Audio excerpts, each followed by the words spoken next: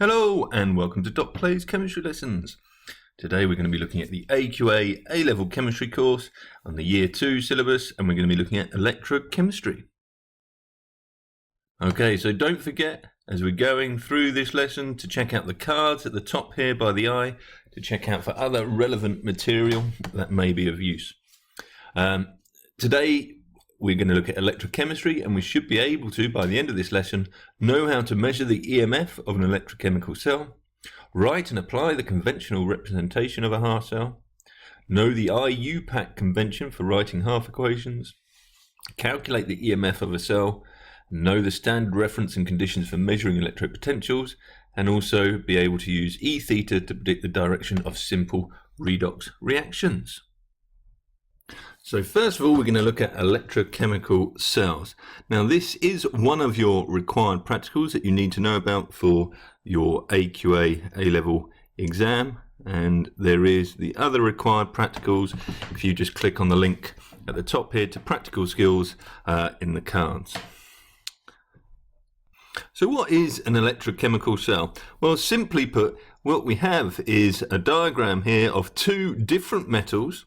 So we've got the metal zinc and the metal copper, and they are dipped into salt solutions of their own ions.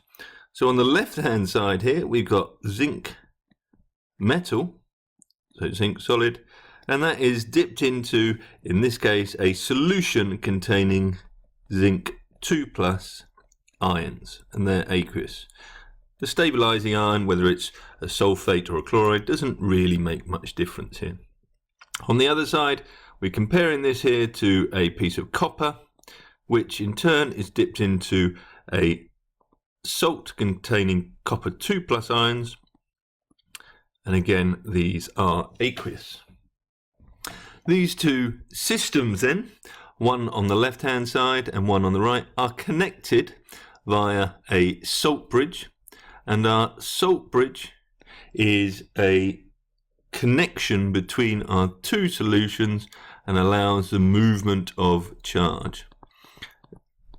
And the typical salt bridge that's often used, we often find this is simply potassium nitrate or potassium chloride, typically potassium nitrate here.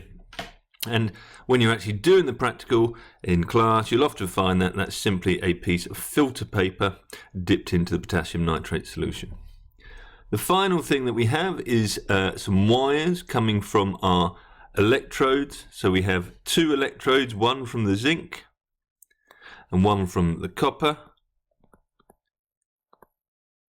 And these are connected together by an external wire to a voltmeter. Now this voltmeter is generally a high resistance voltmeter, and that reduces the chance of current flowing. So high resistance voltmeter. We do all of these things under standard conditions, and our standard conditions for this reaction, as you'll see in the practical skills, is 1 mole per decimeter cubed solutions of ions, 298 Kelvin, and if we're using a gas, then we're using 100 kilopascals of gas, but this is only if we've got something like a gas, perhaps hydrogen gas, when we're looking at the standard hydrogen electrode. I'm just going to leave that up for a couple of seconds because I'm going to remove some of that notation there and talk about our zinc and copper system that we're looking at here. So what happens when we actually set up this reaction? Well, our full electrical chemical cell is actually made up here of two half cells, and I'm just going to draw an imaginary line here, and we've got two half cells that we can look at in turn.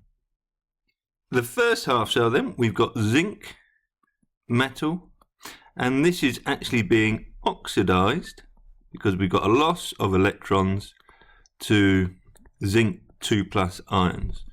So we've got zinc solid, state symbols are important. We've got an oxidation occurring here on the left hand side. On the right hand side then, what we have is we've got copper 2 plus ions in solution. So this is the second half cell, which are gaining 2 electrons to make copper solid. So on this side, because we're gaining electrons, we've got a reduction, and overall, because we're seeing oxidation and reduction, we are observing a redox process occurring. And the reason that we've got a redox process occurring here is that we've somewhere along our system got the movement of electrons, and we can measure that potential difference as a voltage. So the potential difference between these twos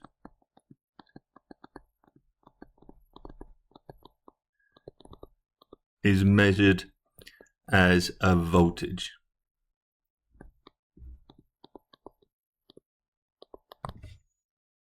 Now, before we go much further, what we're just going to go and do is look at the other possible examples of half cells. So here we've got a complete cell where we've got a solid strip of metal dipped into our salt solutions on both sides. However, it's not necessary to have a solid metal. We could have an electrode between Fe3 plus AQ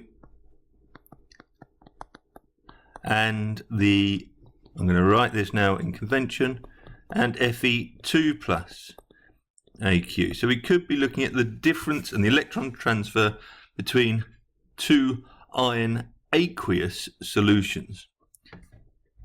Now then, if we're looking at the electrochemistry of 2 aqueous solutions, we have to have a way of joining these to a circuit.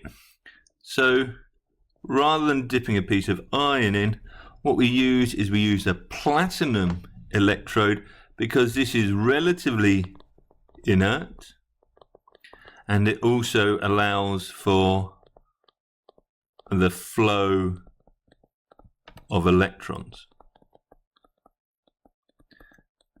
So in this instance we use platinum. The other option we sometimes use, we can also use graphite as another alternative, where we would have platinum electrode. Again though, if we're measuring standard conditions, both of these solutions here would need to be 1 mole per decimeter minus 3 if our electrode potentials that we're going to look at in due course are going to hold true. So this is our electrochemical cell, and we can use here 2 aqueous solutions. So we got 2 aqueous ions. Doesn't just have to be a metal dipped into a solution.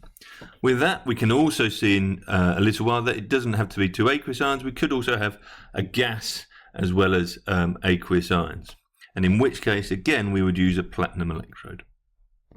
So if we set up our experiment, we come back to our zinc in our zinc ions and our copper in our copper ions, and we were doing this at standard conditions of 1 mole per decimeter cube and 298 Kelvin, we'd be able to measure a voltage. What we should be able to do is we should be able to calculate and predict what that voltage is going to be. So the first thing to note is that we will have here our electrode potentials, and they are for the given reactions. Now they are always written by convention as reduction reactions, and that is because they are always being compared to something called the standard hydrogen electrode. So they are being compared to the standard hydrogen electrode, which is always being measured as the oxidation side, and therefore all other electrodes for the half equations here are written as reduction. So zinc 2 plus 2 electrons goes to zinc. Notice it's a reversible reaction. The electrode potential for this is minus 0.76 volts that we get from the table below here. The copper 2 plus 2 electrons, when compared to the standard hydrogen electrode, has an electrode potential that is an E theta value of 0.34, which is a positive voltage value. Now, what we can see, a couple of things to note. First of all, if we're comparing different values, that the more positive electrode potential or E theta value will oxidize, the less positive or the more negative. Less positive E theta value. So in other words, in this reaction, the copper 2 plus will oxidize the zinc metal, and therefore the copper 2 plus will be reduced. And what this gives us is a way of measuring, importantly, the electrode potential of the cell that we're interested in. So when we can say the electrode potential of the cell is the E theta of the right hand side, so this is a thing that is being reduced and therefore is the one which is more positive, and we take away from that value the left hand side, i.e. the thing that is being oxidized, or the one which is more negative. So in this case, the one on the right hand side, the one which is reduced, or the more positive value, is the copper 2 plus. So the E theta for this particular cell is 0.34. Take away the left hand side, which is the oxidized side, which is the one which is more negative, which is minus 0.76, and we end up with a total value of 1.10 volts for this electrode potential. So our voltmeter reading here, assuming we're at standard conditions, would be 1.10 volts. We're going to get lots of practice at looking at those as we go through the following examples.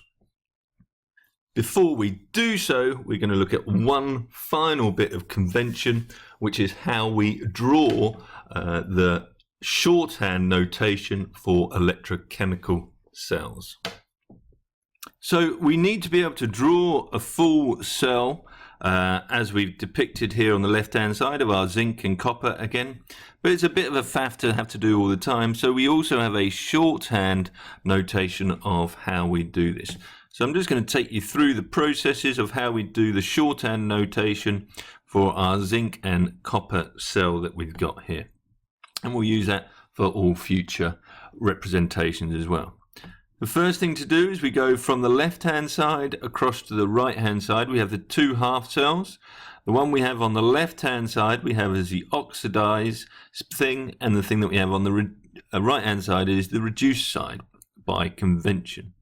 Remember that our more positive value is the one which is going to oxidize the others, and our more negative value is the one which is going to be oxidized itself. So we start off then, because we're going on the oxidized, we're going to go for zinc, and we start on the left hand side with the electrode. So the electrode in this case is zinc, and we must include state symbols. So here, this is the first thing that is in the reduced, and then we separate a phase boundary by a single line. So I'm going to do this hopefully here in green. So we have a single line which represents a phase boundary. Now, the phase boundary is simply here a change of state, and we'll see a few more of those in just a minute. And then we write that which the reduced gets oxidized to. So in this case, we get zinc goes to zinc 2 plus. Now note, this does not have to be a balanced equation in any form. We're only interested in those things which are reduced and get oxidized. In our right hand side then, we then go from copper 2 plus, AQ, and because we now have a phase boundary, we've got a change of state. We have a solid line again, and finally we finish off here with the electrode here, which is copper solid. Now that indicates the two half cells. What we haven't included here, I'll just indicate the other phase boundary, which is there, is we've not put in our salt bridge, and we depict the salt bridge by a double line in the middle. So there, our double line here is showing the salt bridge. So that is how we draw our shorthand notation, and we'll be using that for describing our cells as well as giving pictures of our cell notation in the future. Now, I mentioned several times already that we've got something called the standard hydrogen electrode, and what we have here is we've got a reference from which all other electrode potentials are compared against, and this is defined as 0.00 volts, and that is by definition. So we use this idea because we simply have to have a reference point. It's a stable electrode potential and is reasonably difficult to set up, but we can compare all of our other electrode potentials to this. Just to note what value it comes from, we observe the electrode potential from hydrogen gas here, H2, to H plus ions. So, as we've said before, because we've got a gas, we now have to do this reaction at 100 kilopascals of gas pressure. We do this at a temperature of 298 Kelvin, and our hydrogen ion concentration is 1 mole per decimeter cubed. Note, if we had sulfuric acid here, that would be 0.5 mole per decimeter cubed of sulfuric acid, because that would give us 1 mole of hydrogen ions. The half cell is set up by having hydrogen gas being bubbled through a glass tube, and because we've got a gas, we've got a different phase to the hydrogen ions, but we've not got a solid. So again, we require a platinum electrode in order to have an inert and conducting surface for the electrons to flow. As we move on, we'll have a quick look at what the half cell is for this reaction. The cell notation then for the standard hydrogen electrode. Well, firstly, the standard hydrogen electrode is always on the left hand side of any reaction or any cell, because it's our standard, and that's by definition, and therefore we write this then as our electrode, which is platinum. This is our cell notation, and this is solid, and then we have a phase boundary. Now again, we're changing state, so we're going from platinum solid to H2 gas, because that is the reduced thing, and then we're looking at what it gets oxidized to, which is H plus AQ.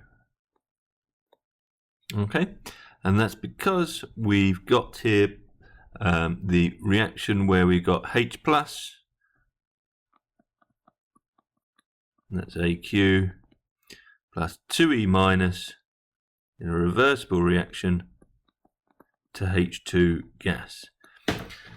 And by definition, we're always saying that the hydrogen ion reaction is an oxidation process, which is why we have H2 gas and H plus. So let's have a look at how we would actually use the standard hydrogen electrode to measure the electrode potential here of the zinc 2 plus. So again, by definition, we write both of our half cells as reduction processes. So we have zinc 2 plus 2E minus, reversible sign to zinc metal solid, and we're also looking at our reaction of 2H plus 2E minus in a reversible reaction to make H2 gas. Now, by definition, we always, and this is our one exception, have the hydrogen electrode on the left-hand side. So if we now draw our cell notation here, I'm just going to reduce the size here of our diagram. Note we've got 100 kilopascals of hydrogen gas, platinum electrode, and 1 mole per decimeter cubed of H plus ions. And on the right-hand side, we've got a zinc metal with 1 mole per decimeter cubed of zinc 2 plus ions, and we've got a salt bridge, and we're connected here by a voltmeter. To write our cell notation, well, let's do the left-hand side first, and by definition we have platinum, solid, and then we have our H2 gas, which is the reduced species, going to make H plus ions, which is the AQ, which is the oxidized. We then have the salt bridge, which is our double line, and then we look at the oxidized going to make the reduced. So we have the zinc 2 plus ions, AQ, and we have our phase boundary again, and we have zinc solid on the right hand side. Now, the electrode potential then that we find out for this reaction is equal to, or E cell here, is equal to minus 0.76 volts. And since the left-hand side here, by definition, is 0.00 volts, then E cell is equal to the electrode potential of the right-hand side, or in other words, the electrode potential of our zinc system that we're interested in. Note that this particular scenario where we're looking and comparing with the platinum and the hydrogen electrode is unique. Normally we would have the more positive one on the right hand side and the more negative value on the left hand side.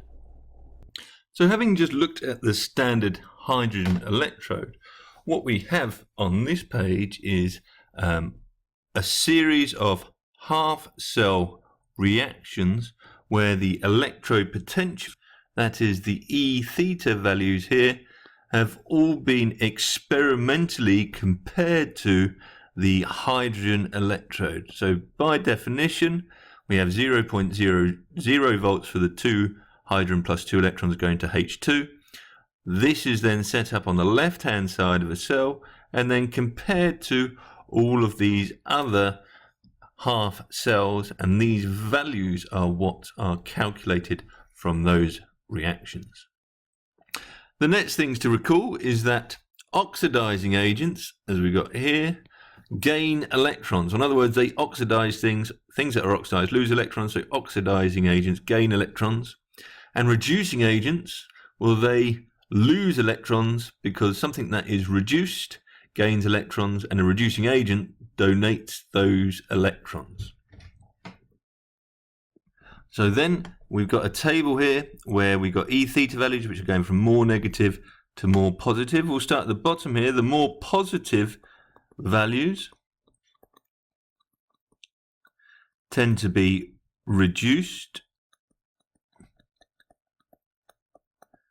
So what that means is the species on the left-hand side here, the MnO4-, because it is reduced, the MnO4- is likely to be the best oxidizing agent.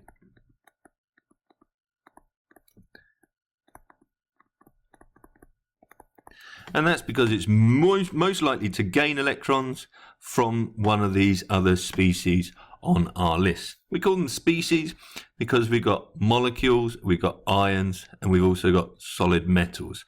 So species encompasses all of those things. Conversely then, the most negative or more negative, most negative here, value is likely to be oxidized. And if we're talking about oxidized, then we're looking at the reverse reaction, and therefore the most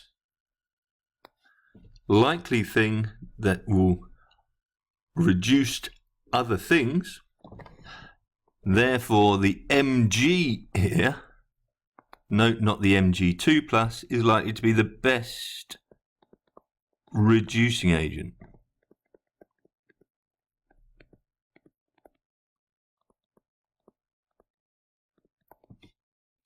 What that also means is that the Mg2 plus here is likely to be the worst oxidizing agent.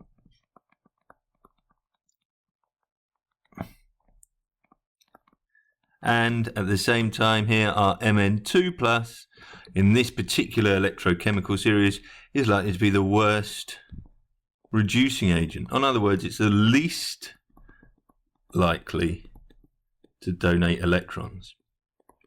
Now, this could be the case for any electrochemical series. It just so happens that we've just got these particular elements and species in this particular electrochemical series. You could be asked about any in your exam. So the final thing to do then is to predict the direction of reactions. And the key things to consider here is that for a reaction to be feasible, the EMF, that is the E theta of the cell of the reaction, must be positive. And by the word feasible, what we mean is the reaction will continue without energy being supplied.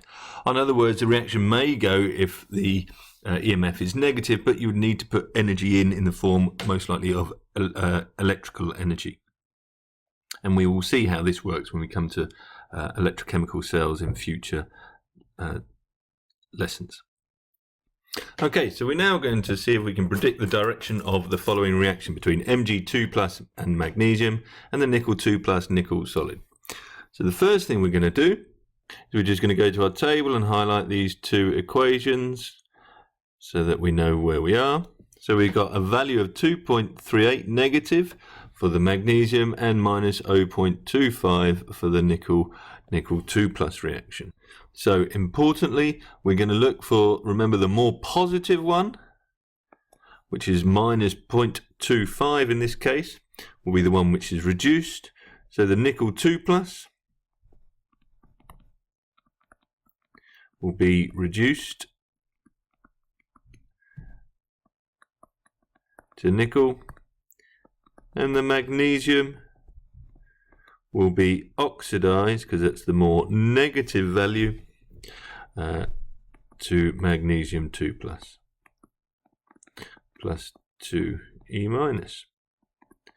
And that one is aqueous. So if we were to write an overall equation here, we'd have magnesium solid. We add these together to cancel out electrons, and we got balanced electrons in this case. So we've got magnesium plus nickel 2 plus AQ would give us a forward direction to give us Mg 2 plus AQ plus nickel solid, and this would give us a value here of an E theta of the cell would be E of the right hand side, so the one which is more positive, minus 0.25, take away minus 2.38 will give us an electrode potential for the cell of positive 2.13 volts. Final thing to consider here is if we were going to write the cell notation, we would have magnesium on the left hand side here, because that's the thing which is being oxidized, with a phase boundary to magnesium 2 plus AQ, salt bridge, and then we'd have nickel 2 plus AQ, and then we'd be going to nickel solid. In this final question then, we're going to observe and have a quick look to see if we can predict the direction of reactions when we've got species which have got multiple oxidation states, like the vanadium that we got in this question. So here we're being asked for this table of data, saying use the information in the table to give the equations for any reactions which occur when aqueous tin plus ions are mixed with an acidified solution of VO2 plus ions. So we look in our table, we first of all find our tin 2 plus, which is here, and then we've got to find the right VO2 plus, so that's vanadium with 2 oxygens and a 1 positive charge, and see if we can identify what reaction would happen. Well, in the first instance, the VO2 plus E theta is more positive than the SN4 plus SN2 plus, and therefore we will observe that VO2 plus is reduced to VO2 plus, so that's 1 oxygen with a 2 plus charge. Now if we look at the table and we go up here, we've formed VO2 plus, but we can also observe that we've got VO2 plus again here, so that's vanadium with 1 oxygen and 2 plus, and notice that this has got a value of 0.34. So we'll have an AND here. The VO2 plus V2 plus E theta is more positive than the SN4 plus SN2 plus reaction, and therefore VO2 plus is also reduced to V2 plus. Finally, once we've made the V3 plus, notice that this now has a more negative value than the SN2 plus, so no further reaction will take place. So we've got 2 equations that we need to account for, 1 and 2, and equation 1 is therefore the combination of VO2 plus 2H plus, I'll put the state symbols in at the end, plus E minus going to VO2 plus H2O, and we got here SN2 plus going to make SN4 plus 2E minus. Now to balance half equations, we're not doing it in this particular one, but we multiply up to balance electrons. So overall we end up with 2 VO2 plus AQ plus 4H plus 2E minus on the left hand side plus SN2 plus going to make, they should have been AQ, that should have been AQ, VO2 plus AQ twice plus 2H2O liquid plus SN4 plus AQ and plus 2E minus, and our electrons cancel. So that was our reaction for the first one. I'll leave that there for a second. Okay, I'm going to remove that now and do the second one. So our second example then is the VO2 plus aqueous plus 2H plus E minus going to make V3 plus H2O, and again this is with the SN2 plus going to make SN4 plus 2 electrons, and again we need to multiply this first one up by 2, which gives us overall 2 VO2 plus aqueous plus 4H plus aqueous plus 2E minus plus the SN2 plus aqueous going to give us V3 plus aqueous plus 2H2O liquid. I've got the 2 in front of the V3 plus there. SM4 plus aqueous and plus the 2E minus, again with the electrons cancelling out. Those are the sorts of questions we might be expected to answer in the exam.